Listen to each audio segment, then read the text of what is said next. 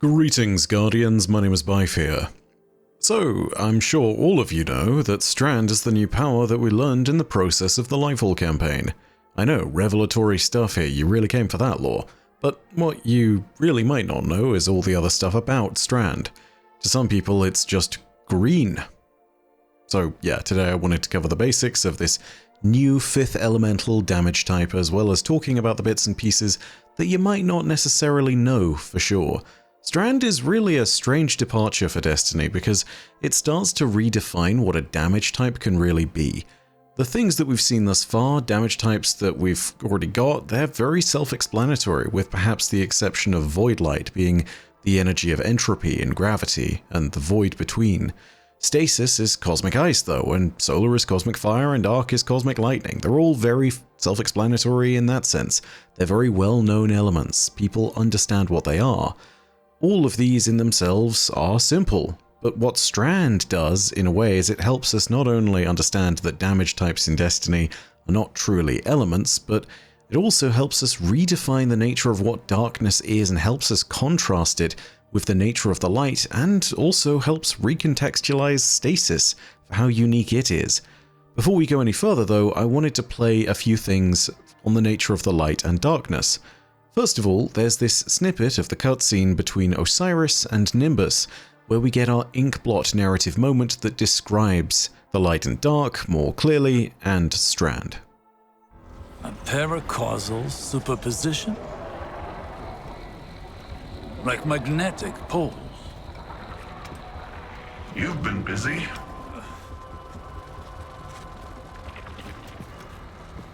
Well?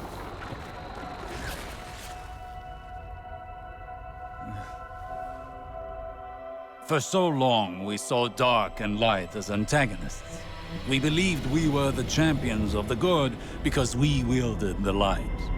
If these are not moral forces, if they are not opposites, what are they? At its root, the Traveler is a terraformer, a gardener. It generates natural life, physical transformation at a molecular scale across whole planets. This should have been our first hint. The domain of the light is the domain of the physical. The darkness then is revealed in many facets. Dreams and nightmares, emotions, pain, memory. The nature of Strand confirms this line of thinking. Darkness is something entirely apart from light. A paracausal union, conjoining intangible conscious realities, discursively linking to... You're talking about the River of Souls. River? Yeah, it's a story we tell kids on Neptune. A nursery rhyme. Sort of. Since before history, there's been this raging river. In the story, some try to divert the river, others try to build a dam, but nothing stops it. Lots of people have believed that we either sink in the water or learn to swim. Don't we?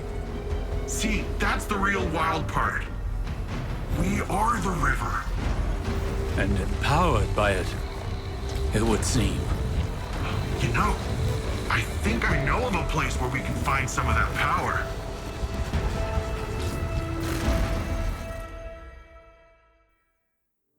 Now, pay attention to what Nimbus said there, because they have a point in the end. I'm going to come back to it later, but they do have a point. It's a way sort of explaining Strand, the whole River of Souls thing that they talked about, but the problem is that it's not the best of metaphors when it comes to actually explaining what Strand is. It's more of a great way of describing the process of using Strand than just explaining the nature of it. For the moment, this gives us our big dividing line though between light and dark, and that is where we need to start. The light is about the world without, and the darkness is about the world within. The mind is what darkness can control and can bend, whereas the world around us is what the light can change. Whilst there are some bits of stasis that refer to this idea, Strand is all in on this. Strand is, at its heart, all about a simple idea: connection. Not a physical connection, but the intangible connections between all life. The things that we can't see which link us all together. This is a central element of Strand, and it manifests as something that we can manipulate called the web. No, not the World Wide Web, just the web of Strand. Whenever we're out there in the world and we interact with a Strand source, particularly on Neomuna where it gives us Strand empowerment, yeah, the flavor text of that actually shows it to us, because when we actually do pop that buff, it says, "The web is revealed." This is a web of darkness and interconnectedness that conjoins us all. It's not physical. Instead, it's bound in memory, emotions, pain, and other things that might best be described as elements of the universe that one experiences through one's consciousness. Osiris learns about a bunch of stuff to do with this, and in particular, Osiris's log learning about stasis, the Weft and Warp lawbook, tells us a lot more about this. For example, take entry 1, which states, "This power manifests with a specific symbol set. Green, thread, or strings, knots.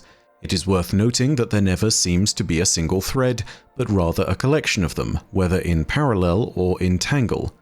And this other bit here where it says, "The Guardian reported a sense of connection, a perception of the greater whole. I include this as relevant, more than likely related to the concept of multiple strings." So, the web of Strand binds us all together, and its connections are as much a part of the power as the wielder is. If Strand was a single point instead of a grand tapestry, it would likely hold no power at all. The fact that one can use Strand to turn the web into a manifestation of power that then severs or unravels those strings implies that connection, regardless of allegiance, is a critical part of understanding this element, this damage type.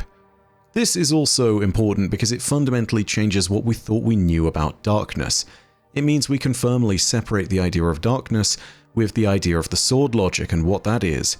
And as it was pretty clear before, but is further reinforced by this, it seems to pretty clearly separate the Witness and the Hive's conception of the final shape from what the idea of the darkness is. It gives further clarity to the idea that the Witness is not the darkness itself, but instead is a force that wields an aspect of darkness to its own ends. This figment of darkness in particular is also something that the Witness could clearly never wield based on its own ideological position. You just need to look at the Witness's various servants, such as the Scorn or the Taken, or even the Shadow Legion to understand this. In all things, the Witness demands subjugation, control, and unswerving adherence to its will, and in this sense its servants best categorize this. Even the Shadow Legion, well, they have no will of their own. They're empty, as is described by many of the survivors of the Pyramid Raids. The Taken are completely willless. On their own, they do nothing, and they only move with the direction of a greater will. And furthermore, one then has to acknowledge what's going on with the Scorn, who are completely controlled by the Witness at this point, because they need a greater will commanding them too. But an attempt to exert a similar degree of control over Strand results almost universally in a failure to wield it. This unswerving adherence to one singular will, this need for control, results in failure with Strand. And in this sense, it's important to understand that there's an implication being made here, and it's in the moment here that I want to return to the idea that was presented by Nimbus when they told us about the tale of the River of Souls. The concept is really simple.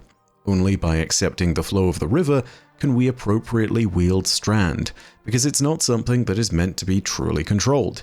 It's meant to be embraced for what it is. It is us, it is everything around us.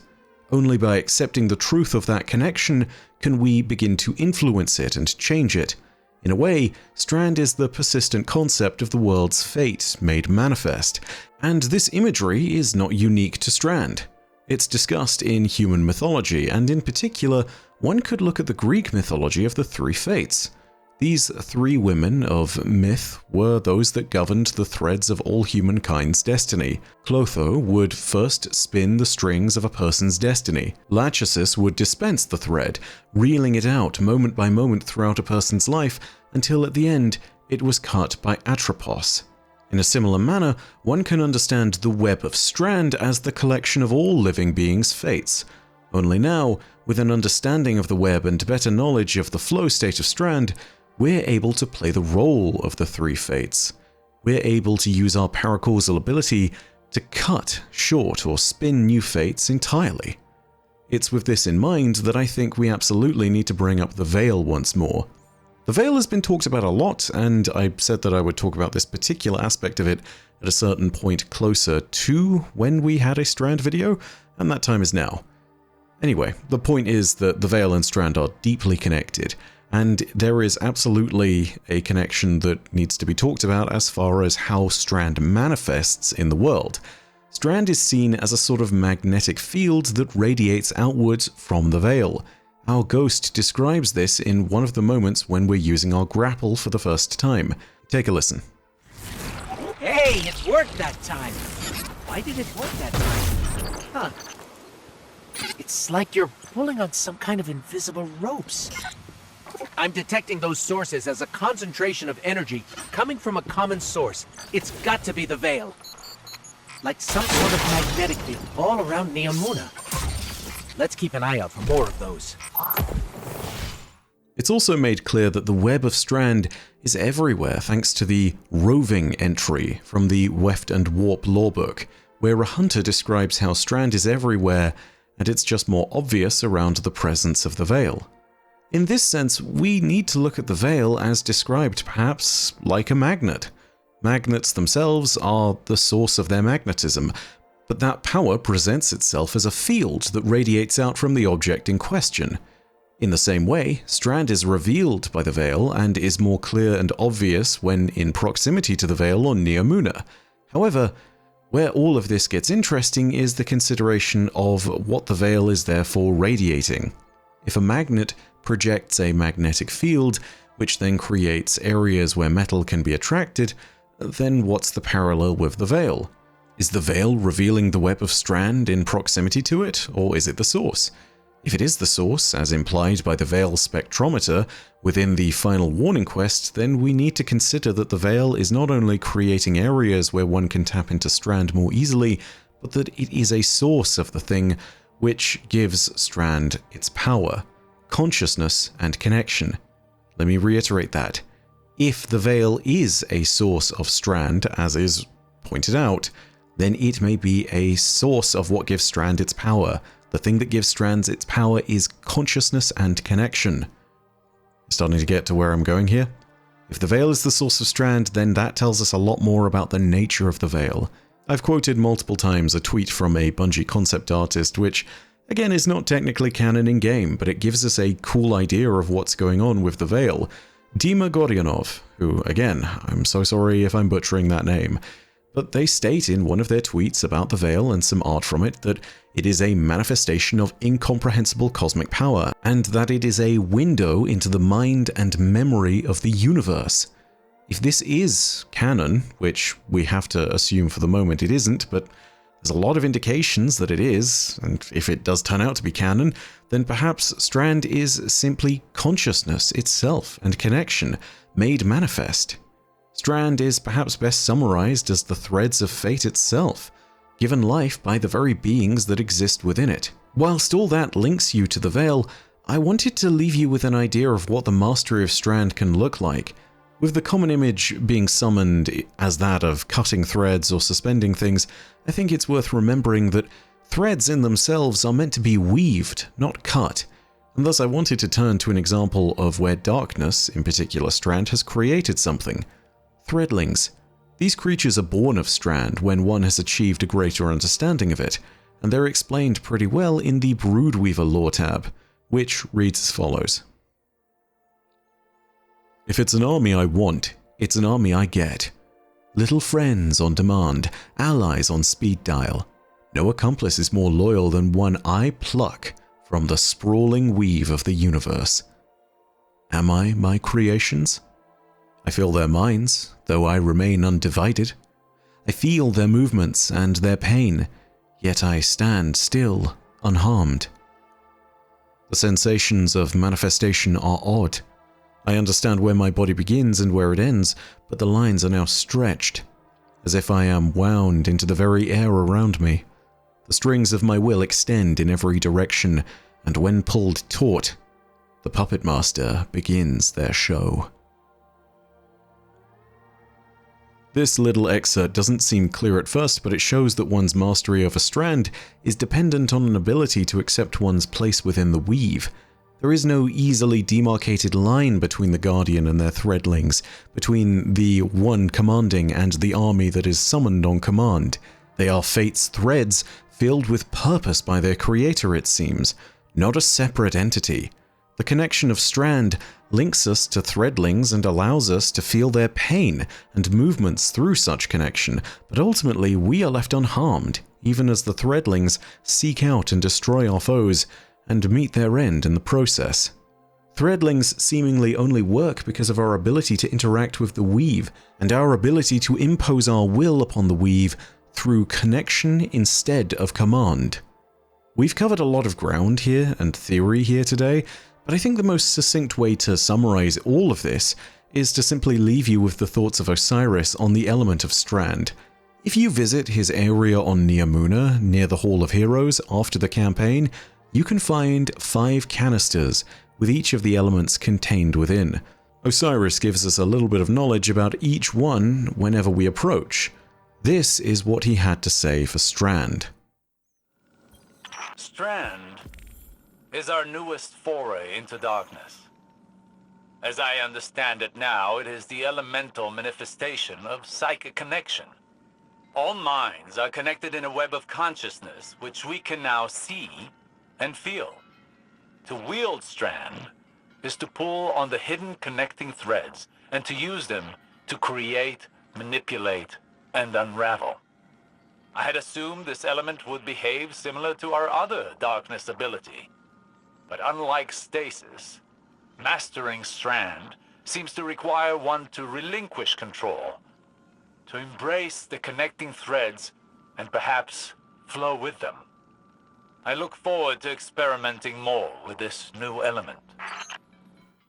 Strand and its web is connection and consciousness, and it's only by embracing that understanding that we can start to wield it. I use the word wield because I don't think one can truly control strand, just in the same way one cannot control a river, or the pumping of blood within one's own veins, or the flow of thoughts in one's own head. Strand is, in this sense, free. It is truly untamable, and so, in order to master it, we too must become untamable. Understanding the connections is the key to strand. That's all from me for now. I hope you enjoyed this video. In particular, I hope you enjoyed the little bits where we were able to link things into the Veil, because that gives us a lot more answers to things. But if you had your own thoughts on stuff like that, go ahead and let me know down below in the comments section. Of course, if you enjoyed the video as well, go ahead and leave a like. And if you want more Destiny lore content, go ahead and hit subscribe and the bell next to subscribe to turn on those email notifications. But as per usual, know that your viewership, as always, is quite enough for me. And that in the meantime, my name is Byf. Rodacia ad Astra. I'll see you, Starside.